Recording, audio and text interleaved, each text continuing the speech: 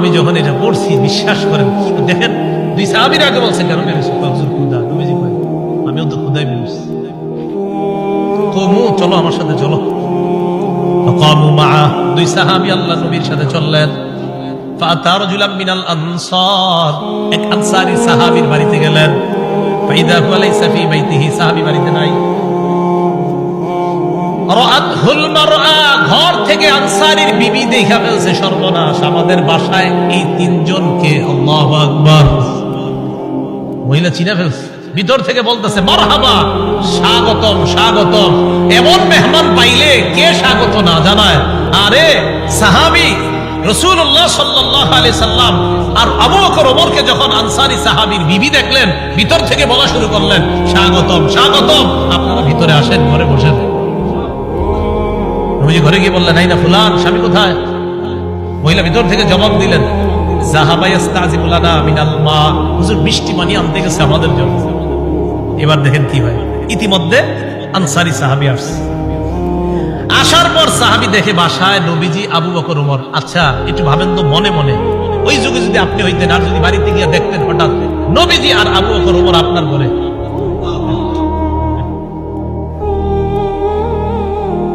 সাহাবী দেখে কি কয়, মা আহাদুল ইয়াউমা আকরামা আদিয়াফা মিন্নি।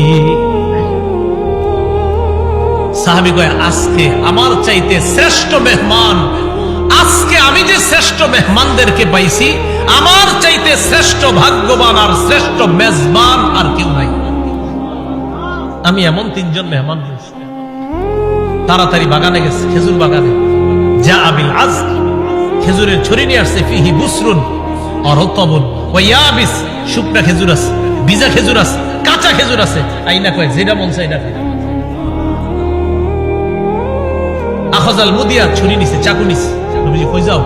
হুজুর পশু জবাই করতে হবে। মানে পেরেশান হয়ে গেছে, আমার এই তিন মেহমানকে কেমনে মেহমানদারি করবে? পশু জবাই করতে হবে। নবী কয় ইয়াকা ওয়াল হালুব, এই তুমি আবার মাথা গরম কইরা দুধালু কোন পশুরে জবাই করো না। দুধ দেয় যে পশু, বর্তমানে দুধ দিতেছে, এরকম পশু জবাই করো না। বলছি ঠিক আছে। ফাযাবাহালাহু, স্বাভাবিক একটা বকরি জবাই করছে। নবীজিরে গোশত দিয়ে, খেজুর দিয়ে, মিষ্টি পানি দিয়ে মেহমানদারি করলেন।